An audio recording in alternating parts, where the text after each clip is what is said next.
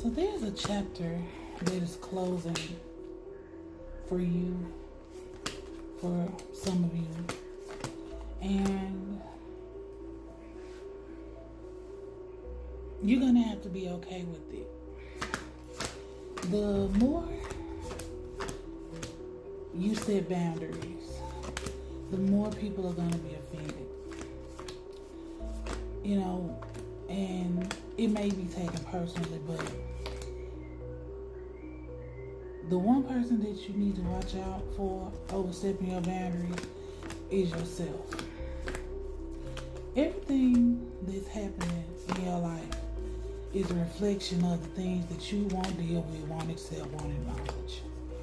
And when you realize that a lot of these emotions and behaviors are played out in different frequencies through each and every one of us, and the ways that we are triggered by those things are the things that we need to pay attention to. We need to be asking ourselves, how does that behavior show up in my life?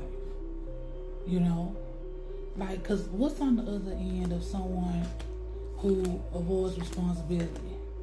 The same frequency of that is a person who doesn't want to be visible, or who hides themselves so that they don't have to go up under the scrutiny of others. And when a person is choosing to not take responsibility for themselves, it is a way of avoiding the fact that they're not really doing anything or showing up for anything in their lives. So we need to just be still and breathe into what's present, into what we're trying to create. Spirit is saying that it feels like something someone else would do, because it is. The person that you have been, the person that has allowed disrespect, the person who's not had discipline, the person who has chosen to not show up by way of self-sabotage on a personal level, or just using the environment. The person who's on the other side of that shows up in spite of, believes in the dream even when they can't see it physically manifested, falls in love with the process instead of worrying so much about the objective.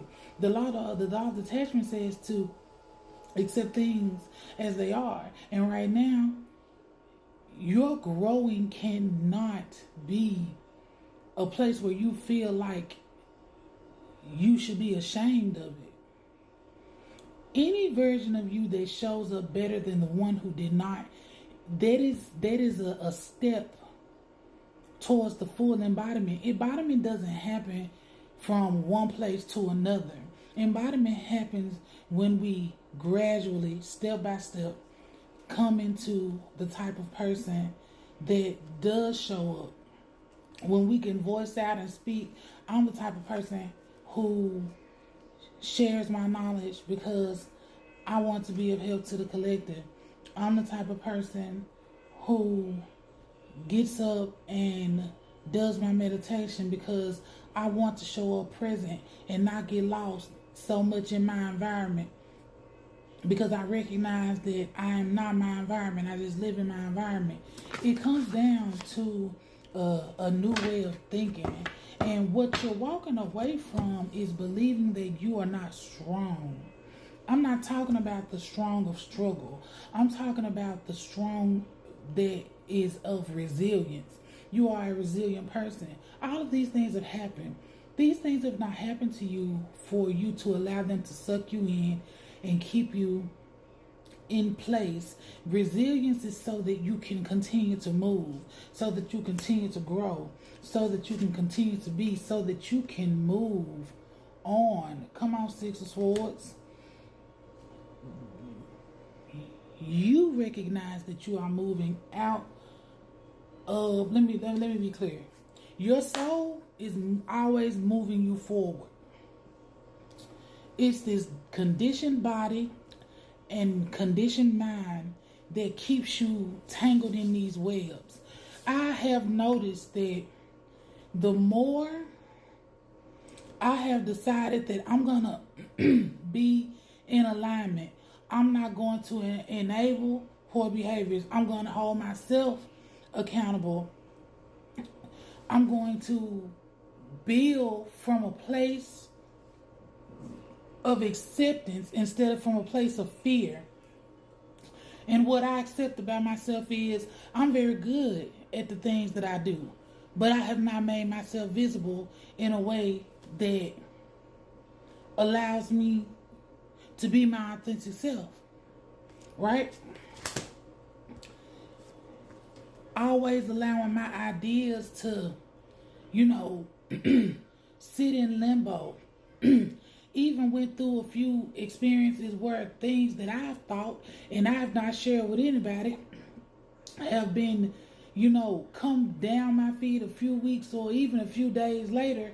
And I'm like, dang, when you listen to yourself, that's not going to always feel good if you've been conditioned to always be forgiven. If you've been conditioned to be a good person. And you have to sometimes recognize that you can be kind, but you don't have to give your goodness out to people who take that for granted. And if you haven't been taking better care of yourself and treating yourself the way that you deserve, you can cut it out expecting to get those things from other people. Your resilience is directly tied to your ability to move on from situations.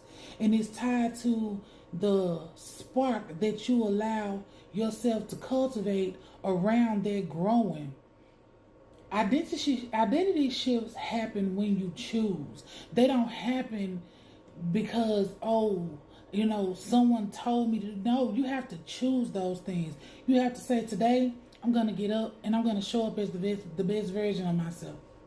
Or what would the best version of myself do to show up better? Because sometimes those are the type of questions that you have to ask yourself. Everybody's not coming from the perspective of, let me get this done. There are people who have to really work through the shadows of worthiness, work through the shadows of deservability, work through understanding that above all else, the greatest thing that you can give to yourself is your self-accountability. If you've been in your head, ask God for clarity. And if you get clarity, see things as they are and not how you expect them to be or not how you want them to be. You got to start being honest with yourself. Even about the ways that you're not showing up. Why these things are being reflected back towards you. Why they are triggering you.